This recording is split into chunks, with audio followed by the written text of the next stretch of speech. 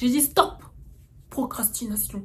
On va commencer parce que ça fait depuis 2022 que je dis que je vais commencer. Mais je ne commence pas, j'y repousse. Mais aujourd'hui, c'est les jours. C'est les jours J. Aujourd'hui, nous nous disons non à l'oppression de la procrastination. Non à l'oppression du je commencerai demain. Et on décide de faire d'aujourd'hui demain. Merci beaucoup. Du coup, voilà. On se retrouve aujourd'hui pour un délire un peu chippy, un peu entre nous. Où en gros, je vous lis des histoires et on va juger les gens pour savoir si oui ou non ce sont des connards. Parce que parfois, ça fait du bien de juste regarder les merdes que d'autres gens font dans leur vie pour se sentir bien dans nos propres vies. Parfois, ça fait du bien. Du coup, c'est ça le concept. Très, très, très, très simple.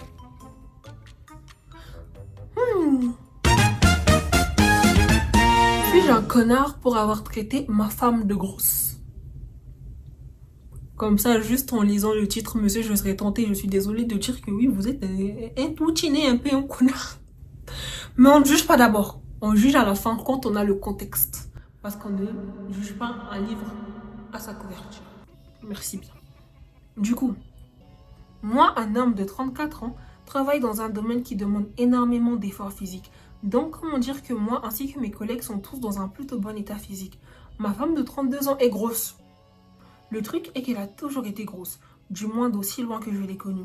Elle était grosse à l'époque où on sortait ensemble et elle était tout autant le jour de notre mariage. Elle sait qu'elle est grosse. Elle est grosse. Je serais content si elle perdait du poids et je serais tout aussi content si elle restait juste comme elle est. À mes yeux, ma femme est la plus belle femme sur terre. Mais quel mari charmeur celui-là. Une de mes collègues, une femme de 28 ans, a commencé à se plaindre d'être trop grosse pour être aimée et que les gens gros ne méritent pas l'amour. Spoiler, ma collègue n'est pas grosse.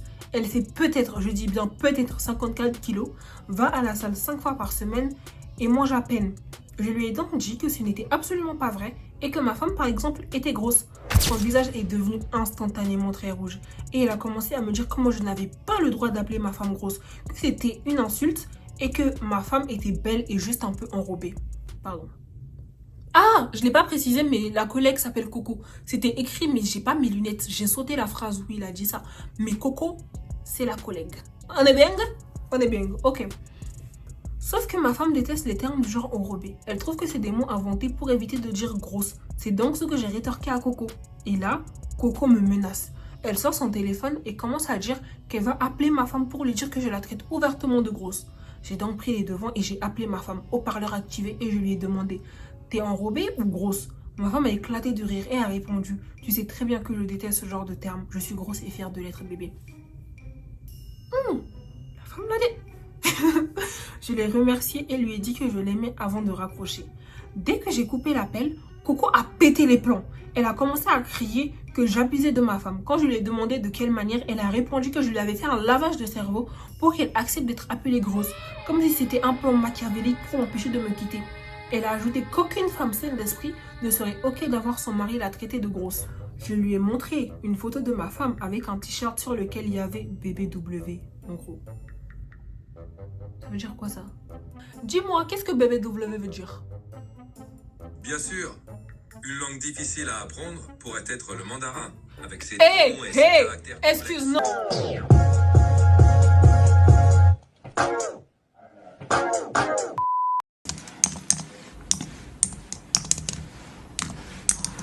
Ça veut dire big beautiful woman. Oh, ok. Tu peux dire vaurien. Il peut pas dire ça. Wesh, il commence à me parler de mandarin.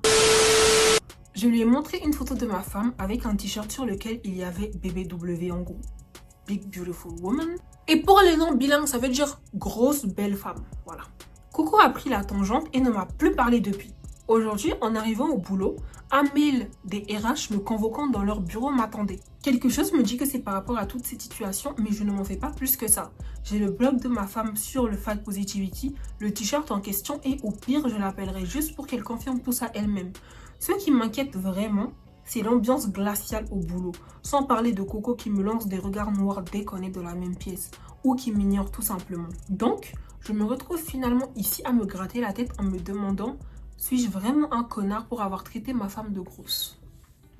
Après, il y a un update, mais je vais vous faire déjà mon avis. Après, je vous lis le update. En fait, j'ai deux théories sur le sujet de cette dame. Je pense que soit elle a des insécurités et le mot gros la trigger vraiment. Et quand le mec lui a sorti qu'en vrai sa femme était d'accord, elle était juste déjà dans l'engrenage. Et à cause des questions d'ego, elle avait honte de retourner en arrière, du coup elle a continué le rôle. Mais dans ce cas, si madame, pourquoi tu ramènes ça au RH après? Tu as eu honte, balou bana. Il faut s'arrêter là. Pourquoi mettre le pauvre monsieur dans les problèmes? Ou, deuxième théorie, Coco en vrai c'est juste quelqu'un qui s'ennuie dans sa vie. Du coup elle aime bien créer des palabres où il n'y en a pas pour mettre un peu de piment dans sa vie, vous voyez. Je suis sûre que même quand elle rentre chez elle, quand elle est rentrée chez elle, elle s'est dit tu as fait fort aujourd'hui, t'aimes trop ça, t'aimes trop ça. J'en suis sûre. Parce qu'il y a des gens parfois ils créent des embrouilles pour des trucs pékeleke, vraiment pékeleke. En tout cas, dans cette histoire, monsieur, je pense pas que tu es un connard parce que tu voulais juste la rassurer. Au pire, je dirais que le seul point où tu as tort, c'est quand tu te mêles de l'histoire de la dame. Ta collègue se plaint de son poids. Toi, en tant que collègue, tout ce que tu peux faire, c'est l'écouter ou dire ah, Yako, ça doit pas être facile, mais ça partait d'une bonne attention. Mais parfois, il faut juste laisser les gens dans leur délire et vraiment se mêler de ces affaires. Même si tu penses que tu es le bienfaiteur du peuple, parfois c'est pas la peine. Surtout pour des individus comme cette très chère collègue qui vont te mettre dans les problèmes pour pekeleke. En tout cas, Coco, toi seulement, tu es une sorcière. Tu n'es pas l'antagoniste que tu penses être, mais tu es la connard que tu ne sais pas que tu es. Voilà. Dans cette histoire, pour moi, c'est la collègue, la connasse.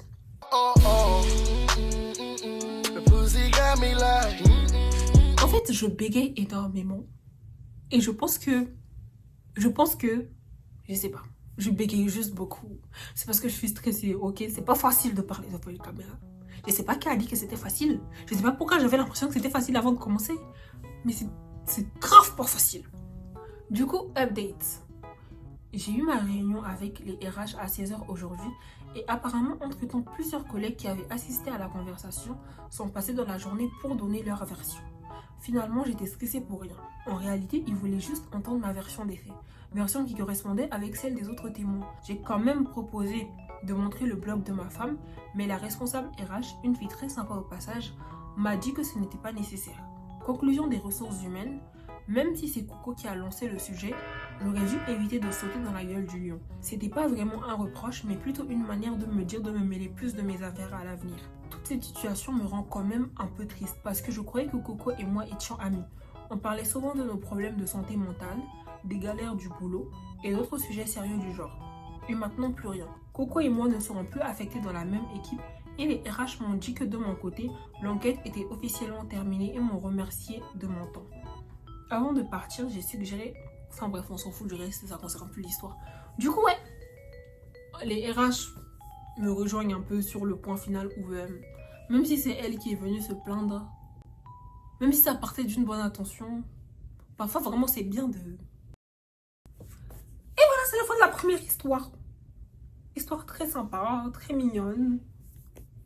On peut passer à la deuxième, je pense. Suis-je un connard pour ne plus vouloir accompagner mon amie parce qu'elle m'a rejeté? Je suis un jeune homme de 21 ans et j'ai besoin de savoir si oui ou non j'ai été un connard avec mon amie Aya.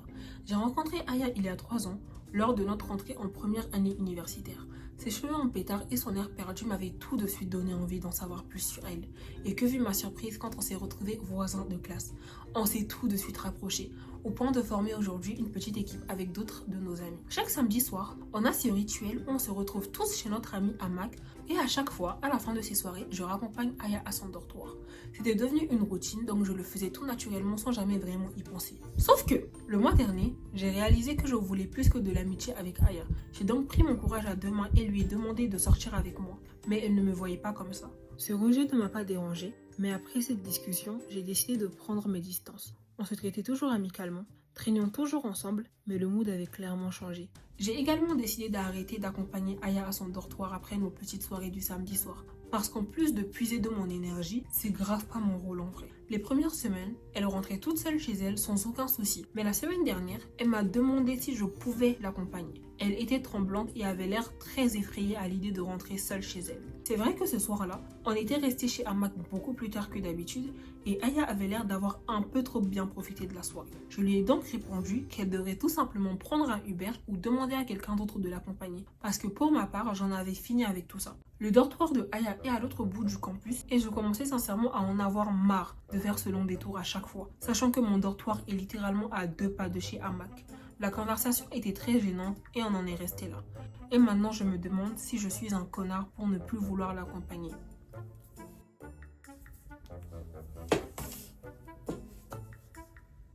Je comprends qu'au bout d'un moment, il y en a marre.